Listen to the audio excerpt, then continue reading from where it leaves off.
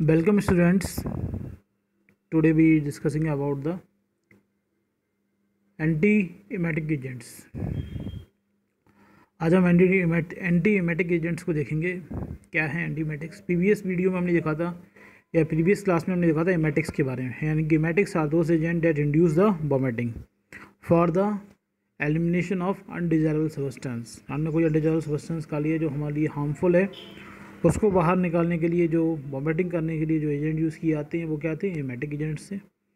आज हम एंटीमेटिक की बात करेंगे। एंटीमेटिक यानी कि जो द एजेंट्स दैट रिड्यूस या सप्रेस द वोमिटिंग, जो बॉडी वोमिटिंग को रोकते हैं, प्रिवेंट द रिड्यूस करते हैं वोमिटिंग को, वो सभी एजेंट क्या है? एंटी एमेटिक एजेंट्स होंगे। ठीक है, तो स्टार्ट करते हैं antiemetic agents. Antiemetics are these are the drugs use to prevent और सप्रेस द वोमिटिंग। यानी कि वो ड्रग जिसका हम उपयोग वोमिटिंग को सप्रेस करने के लिए, वोमिटिंग को रोकने के लिए करते हैं, वो सभी ड्रग क्या है? एंटी एमेटिक ड्रग कहलाती हैं। ठीक है, या these are those drugs which are use in the treatment of vomiting, the called are anti emetic drugs. ठीक है, क्लासिफिकेशन की बात करें तो क्लासिफिकेशन में आपका एंटी कोलिनर्जिक ड्रग यूज होती हैं। हायोसिन, डाइसाइक्लोमीन, आपने देखा होगा डाइसाइक्लोमीन बहुत से साल्ट में प्रेजेंट होती है, एंटी कोलिनर्जिक में यूज़ की जाती हैं।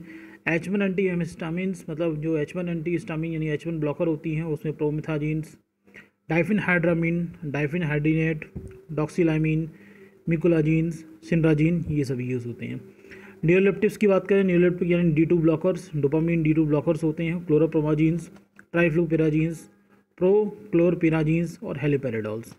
प्रोकाइनेटिक ड्रग्स यानी कि ड्रग जो गैस्ट्रिक इम्प्योरिटी को प्रोवाइड करते हैं, गैस्ट्रिक इम्प्योरिटी या गैस्ट्रिक मोशन को बढ़ाते हैं, वो प्रोकाइनेटिक्स हैं। मेटाक्लोप्रोमाइड, डोमपेरिडोन, सीजरप्राइड, मेजोप्राइड एंड इथियोप्राइड।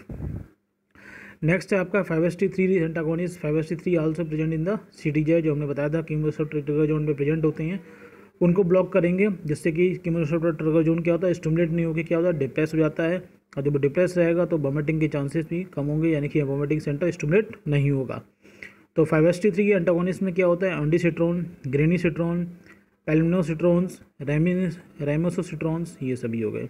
इसके अलावा NK1 रिसेप्टर एंटागोनिस्ट यूज़ होते हैं, aprepitants and fosaprepitants and adjacent anti histamine, तो जो एक तरह से एंटी एमेटिक ड्रग होती हैं, सॉरी एंटी एमेटिक ड्रग्स के लिए को हेल्प प्रोवाइड करती हैं। डेक्सामेथासोन, बेंजोडाइपिन्स, डेल्मेडोल और नेबिलोइन। तो अब मैं डिस्कस करूँगा 1 बाय 1। पहले मैं आपको उसी चीज़ से समझा सकता हूँ जिससे आपको और क्लियर हो पाए। जैसे हम बात करेंगे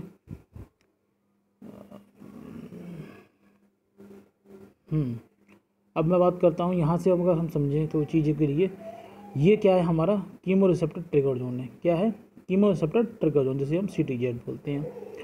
कीमोरेसेप्टर ट्रिगर जोन जो होता है तो उसमें बेसिकली रिसेप्टर NK1 रिसेप्टर है, D2 रिसेप्टर है, 5-HT3 रिसेप्टर है, ओपियाइड रिसेप्टर है, और कोलिनर्जिक का मस्कुलिन रिसेप्टर भी प्रेजेंट होता है। तो ये सभी क्या रिसेप्टर्स क्या होते हैं? इन रिसेप्टर को हमको अगर ब्लॉक कर देंगे तो क्या होगा? कीमोरेसेप्टर ट्रिगर जोन क्या होगा? स्टिमुलेट नहीं होगा, और जब ये स्टिमुलेट नहीं होगा तो उससे वोमिटिंग सेंटर स्टिमुलेट होता है, तो ये भी नहीं होगा, जिससे कि वोमिटिंग नहीं होगी। तो मेजॉरिटी जो हमारे एंटी वोमिटिक ड्रग्स होते हैं वो सभी इन रिसेप्टर को ब्लॉक करते हैं, इन सभी रिसेप्टर को ब्लॉक करने वाले होते हैं, तो वो हम मोस्टली यूज़ किए जाते हैं। अब मोशन सिकनेस होती है वो मेनली मस्कुलिन रिसेप्टर की वजह से होती है और हिस्टामिन रिसेप्टर की वजह से होती है, तो H1 ब्लॉकर इसलिए यूज़ किया जाता है। और M4 मतलब मस्कुलिन रिसेप्टर कौन सा है? कोलिनर्जिक रिसेप्टर, इनको उसको ब्लॉक करने के लिए जो रिसेप्टर यूज़ किया जाता है, वो जो ड्रग यूज़ की जाती है वो कौन सी हुई? Anti cholinergic. तो ये सभी इसी के बेस पे हमारा क्लासिफिकेशन है, जितने रिसेप्टर हैं इनको ब्लॉक करने वाली। M से क्या? M मस्कुलिन रिसेप्टर यानी कि anti cholinergic, H1 receptor antagonist यानी कि एंटी हिस्टामिन्स। उसके अलावा हमने बात की न्यूरोलेप्टिक्स यानी कि D2 रिसेप्टर्स, 5-HT3 रिसेप्टर यानी कि एंडोसिट्रोन की बात करी थी, NK1 रिसेप्टर एंटागोनिस्ट की बात करी थी। तो इस तरह से क्या होते हैं? इस तरीके से ये सब चीज़ें ब्लॉक कर देते हैं। ठीक है, तो अब 1 बाय 1 हम डिस्कस करते हैं ड्रग के लिए।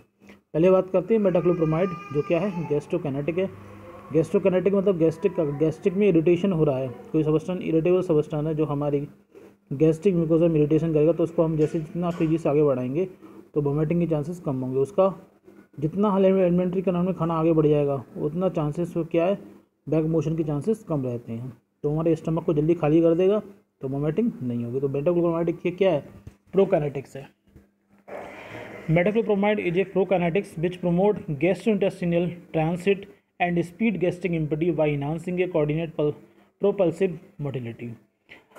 प्रोक्लोमाइड मेटाक्लोप्रोमाइड क्या है, प्रोकाइनेटिक्स हैं। प्रोकाइनेटिक्स यानी वो एजेंट होते हैं जो हमारी जो इंटेस्टाइनल मोशन को बढ़ा देते हैं, या फिर जो हमारे प्रोपल्सिव मोटिलिटी होती है, गैस्ट्रिक मोटिलिटी होती है, उसको बढ़ा देते हैं। जिससे क्या होता है कि हमारे स्टमक में जो भी फूड कंटेंट है वो आसानी से जल्दी खाली हो जाता है, और जल्दी खाली होने की वजह से क्या होता है कि जो वोमिटिंग के चांसेस होते हैं वो आपके कम हो जाते हैं। ठीक है, नेक्स्ट बात करता हूँ मैं आपको मोड ऑफ एक्शन की बात करें, किस तरीके से काम करते हैं। मेटाक्लोप्रोमाइड एक्ट ऐसे एंटागोनिस्ट ऑफ बोथ। एंटागोनिस्ट मेटाक्लोप्रोमाइड होता है वो आपका एंटागोनिस्ट काम करता है, यानी डी टू रिसेप्टर एंटागोनिस्ट या डी टू रिसेप्टर को ब्लॉक करेगा। साथ में सेरोटोनिन 5HT3 रिसेप्टर ब्लॉकर यानी कि 5HT3 रिसेप्टर को ब्लॉक करेगा और डी टू रिसेप्टर को भी ब्लॉक करेगा। ठीक है, जिससे क्या होगा, जब ये रिसेप्टर ब्लॉक हो जाएगा, 5HT3 रिसेप्टर ब्लॉक हो गया, डी टू रिसेप्टर ब्लॉक हो गया, तो क्या होगा, कीमोरेसेप्टर ट्रैकोजोन क्या होगा, सप्रेस, वो आपका सप्रेस हो जाता है, और साथ में वोमिटिंग से सप्रेस होगा, जिससे वोमिटिंग के चांसेस कम से कम हो जाते हैं। It also enhance the peristalsis movement of the GIT by acting a muscarinic receptor on the gastric mucosa. इसके अलावा क्या करते हैं, ये पेरिस्टालसिस मूवमेंट जो हमारे GIT में होता है, गैस्ट्रिक मोशन होता है जिससे फूड आगे मूवमेंट करता है, उस मूवमेंट को ये बढ़ा देते हैं by the acting on the muscarinic receptor agonist. ठीक है, फार्माकोलॉजी एक्शन मेनली कोई ज़्यादा खास नहीं है, यही है जो हम मोड ऑफ एक्शन की बात करी। It is effective antiemetic agents होते हैं बाई ब्लॉकिंग CTZ स्टिमुलेशन, जितनी भी केमिस्ट्री ट्रिगर जो उन पर जो स्टिमुलेशन हो रही है उसको ब्लॉक कर देते हैं। ये ब्लॉक करने की वजह से क्या होता है कि एंटी वोमिटिंग इफेक्ट प्रोड्यूस होता है। It promote the speed gastric empty by enhancing GIT motility, और ये जो स्टमक कंटेंट है उसको जल्दी खाली कर देती हैं। गैस्ट्रिक मोटिलिटी बढ़ा के, जब स्टमक में कंटेंट ही नहीं हुआ तो वोमिटिंग के थ्रू वो बाहर नहीं आता है, वोमिटिंग आसानी से नहीं हो पाती। अब बात करता हूँ ADME की। It is given by oral route. Metoclopramide हम ओरल रूट से आराम से दे सकते हैं, लेकिन वो cross the blood brain barrier cross कर जाता है, प्लेसेंटा बैरियर भी क्रॉस कर जाता है इससे, और साथ में ये मिल्क में भी सिक्रेटेड होता है। It is metabolised in the liver acidified through the urine. तो इसका मतलब हम ADME में देखें तो ओरल रूट से दे सकते हैं, लेकिन ब्लड ब्रेन बैरियर क्रॉस कर रहा है, प्लेसेंटा बैरियर भी क्रॉस कर रहा है, साथ में मिल्क में भी सिक्रेटेड हो रहा है। इसका मतलब हम प्रेगनेंसी कंडीशन में इसे अवॉइड करेंगे, साथ में फीडिंग में जो मिल्क फीडिंग मदर है उसको भी हम अवॉइड करेंगे। दोनों कंडीशन में नहीं देंगे, प्रेगनेंसी हो चाहे मिल्क फीडिंग मदर हो, क्योंकि ये प्लेसेंटा बैरियर में भी क्रॉस कर रहा है, साथ में भी मिल्क में भी सिक्रेटेड हो रहा है। एडवर्स इफेक्ट की बात करें, sedation, dizziness, loose stools are common, ये साइड इफेक्ट हो सकते हैं, लेकिन लॉन्ग टाइम तक अगर इसको लिए जाए तो पार्किंसोनिज्म जो सिम्टम्स इंड्यूस हो जाते हैं। पार्किंसोनिज्म क्या होंगे, तो पार्किंसोनिज्म में क्या होती है कि डोपामिन की एक्टिविटी कम हो जाती है, और ये बेसिकली क्या होता है, डी टू रिसेप्टर को ब्लॉक कर रहे हैं, और डी टू रिसेप्टर को लॉन्ग टाइम तक ब्लॉक होगा, तो लॉन्ग टाइम तक ब्लॉक होने के बाद डोपामिन रिसेप्टर की या डोपामिन की एक्टिविटी कम होती जाएगी, तो पार्किंसोनिज्म जैसे सिम्टम्स इंड्यूस होने लगेंगे। साथ में गैनोस्टोमेशिया क्यों होता है कि प्रोलैक्टिन के रिलेशन होता है इसका, प्रोलैक्टिन का सिक्रेशन बढ़ जाता है, और प्रोलैक्टिन सिक्रेशन बढ़ने से क्या होता है, फीमेल जैसे सिम्टम्स डेवलप होने लगती हैं, या ब्रेस्ट ग्लैंड जैसी ग्लैंड्स, मेमोरी ग्लैंड्स होती हैं वो डेवलप होना शुरू कर देती हैं। अगर लॉन्ग टाइम तक इसको देंगे डी टू रिसेप्टर एंटागोनिस्ट होने के कारण दोनों चीज़ आती हैं, चाहे पार्किंसोनिज्म की बात हो चाहे गैनोकोमैस्टेसिया की बात हो। कंट्राइंडिकेशन की बात कर रहे हैं, किस कंडीशन में हमें अवॉइड करना है। It should not be given during the pregnancy condition में नहीं देंगे। साथ में मिल्क फीडिंग मदर है उसको भी ये नहीं देते हैं। It is also avoid in Parkinson patient को भी ये अवॉइड करते हैं, क्योंकि डी टू रिसेप्टर एंटागोनिस्ट होने के कारण उसमें पार्किंसन सिम्टम्स और बढ़ सकते हैं।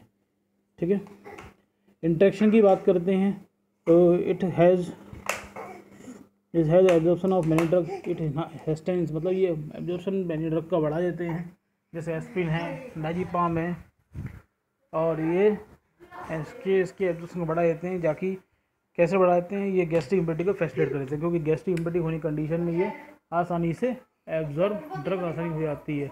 The extent of absorption of dioxins is allowed to less for it. तो इसका इंट्रैक्शन की बात की तो क्या हुआ, एस्पिरिन डायज़ेपाम के एब्जॉर्प्शन को बढ़ा देते हैं।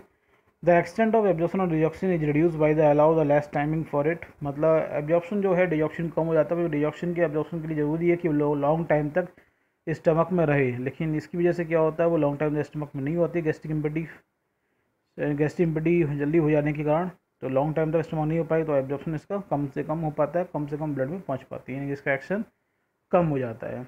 It abolishes the therapeutic effect of levodopa, levodopa के इफेक्ट को ये कम कर देते हैं क्योंकि डी रिसेप्टर ब्लॉकिंग होने के कारण। लीवोडोपा क्या और डोपामिन रिसेप्टर को एक्टिवेट करता है और डी रिसेप्टर को ये क्या करते हैं, ब्लॉक करते हैं, तो वो एक्टिवेट कर रहा है, ये ब्लॉक कर रहा है, तो ऑटोमेटिक क्या है कि लीवोडोपा का इफेक्ट कम हो जाएगा। अब बात करते हैं यूज़ की, इसे यूज़ करते हैं ऐसे एंटीमेटिक एजेंट यूज़ करते हैं, ऐसे गैस्ट्रोकाइनेटिक, यानी गैस्ट्रोकाइनेटिक मतलब जल्दी पेट को स्टमक को खाली करने के लिए हम गैस्ट्रोकाइनेटिक जैसे यूज़ करते हैं। और साथ में डिसेप्सिया और GERD, डिसेप्सिया मतलब क्या है, अगर किसी को भूख नहीं लग रही है उस कंडीशन में यूज़ करते हैं डिसेप्सिया में, मतलब अपच हो गया है उस कंडीशन में यूज़ करते हैं डिसेप्सिया नहीं अपच। और GERD गैस्ट्रोइसोफेगस रिफ्लक्स डिसीज़, कभी कभी ऐसा होता है कि हमारा स्टमक का कंटेंट कभी कभी हमारे मुंह में आता है, खट्टी खट्टा जो फ्लूइड होता है वो भी मुंह में आता है, उस कंडीशन को बोलते हैं GERD यानी गैस्ट्रोइसोफेगस रिफ्लक्स डिसीज़, उसमें भी ये काम करता है। ठीक है, नेक्स्ट है आपका ऑन्डिसिट्रोन। ऑन्डिसिट्रोन क्या है, it is the 5HT3 receptor antagonist है, ये 5HT3 रिसेप्टर को ब्लॉक करता है, जो कि ये रिसेप्टर कहाँ प्रेजेंट है, मेनली हमारा कीमोरिसेप्टर ट्रिगर जोन में प्रेजेंट है, तो ये जब ब्लॉक करेगा तो कीमोरिसेप्टर ट्रिगर जोन भी क्या होगा, डिप्रेस हो जाएगा, सप्रेस हो जाएगा, जिसकी वजह से वोमिटिंग सेंटर भी स्टिमुलेट नहीं होगा, जब वोमिटिंग सेंटर स्टिमुलेट नहीं होगा तो वोमिटिंग होने के चांसेस भी कम हो जाएंगे। मोड ऑफ एक्शन की बात करें तो ondansetron block the 5HT3 receptor on CTZ block कर देते हैं and inhibit the binding of serotonin to the 5HT3 receptors, और 5HT3 रिसेप्टर के पर सेरोटोनिन की बाइंडिंग को रोक देते हैं, जब सेरोटोनिन की बाइंडिंग नहीं होगी तो सेरोटोनिन रिसेप्टर एक्टिवेट नहीं होगा। This result stimulation of CTZ and vomiting centres, जिसकी वजह से क्या होता है, स्टिमुलेशन ऑफ CTZ नहीं होता है, साथ में वोमिटिंग सेंटर भी स्टिमुलेट नहीं होगा, जब वोमिटिंग सेंटर स्टिमुलेट नहीं हो तो वोमिटिंग के चांसेस कम हो जाएंगे।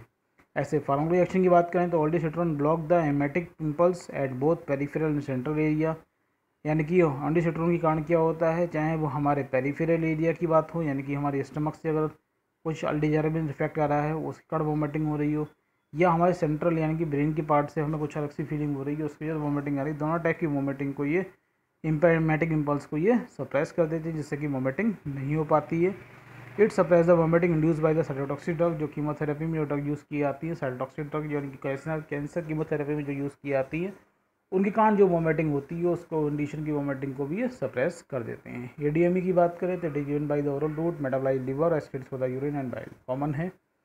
एडवर्स इफेक्ट की बात करें, हेडेक है, माइल्ड कॉन्स्टिपेशन है, एब्डोमिनल डिस्कम्फर्ट में ही प्रोड्यूस होता है, इसके कम से कम एडवर्स इफेक्ट हैं, इंटरेक्शन भी कम से कम है, ना के अलावा ये एक तरह से सेफ ड्रग है ऑन्डिसिट्रोन, इसलिए आजकल जो प्रेस्क्राइब ज़्यादा की जाती है ऑन्डिसिट्रोन बहुत प्रेस्क्राइब की जाती है क्योंकि इसके साइड इफेक्ट बहुत ही मिनिमम है, ना के बराबर है, और मल्टीपल टाइप की वोमिटिंग को ये सप्रेस कर देती है, चाहे मोशन सिकनेस की बात हो, चाहे वो आपकी साइटोटॉक्सिक ड्रग के कारण हो रही हो, चाहे वो आपकी किसी तरह की वोमिटिंग किसी कारण सेंट्रल कारण में हो रही हो, तो सब तरह की वोमिटिंग को सेपरेट करने के कारण ऑन्डिसिट्रोन का मोस्टली यूज़ किया जाता है। यूज़ क्या है, ऐसे एंटीमेटिक एजेंट है और use in the control the vomiting induce by the chemotherapy से जो इंड्यूस हो रही हो, चाहे रेडियोथेरेपी से इंड्यूस हो रही है, दोनों टाइप की वोमिटिंग रोकने में कामयाब तक है। ठीक है, तो ये आपका कंप्लीट हुआ एंटी वोमिटिंग ड्रग्स। अगर वीडियो समझ में आया हो तो लाइक कीजिएगा, और आपको लगता है आपको कुछ क्वेश्चंस जनरेट हो रहे हो जो समझ में नहीं आया तो कमेंट बॉक्स में ज़रूर पूछिएगा, और लगता है किसी को वीडियो शेयर करने पर उसको हेल्पफुल हो सकता है उसको ज़रूर शेयर कीजिएगा, और अगर मेरे चैनल को सब्सक्राइब नहीं किया है तो सब्सक्राइब ज़रूर कीजिएगा, और तब तक हम नेक्स्ट वीडियो में मिलेंगे। आज एंटीमेटिक कंप्लीट कर रहे हैं और अब हम आगे कीमोथेरेपी के कुछ वीडियो डाउनलोड करेंगे, तो कल परसों से जो भी मंडे से जहाँ तक हो सकता है हम आपको कीमोथेरेपी लेके आएंगे, एंटीबैक्टीरियल एंटीवायरल ड्रग को डिस्कस करेंगे। तब तक के लिए थैंक यू।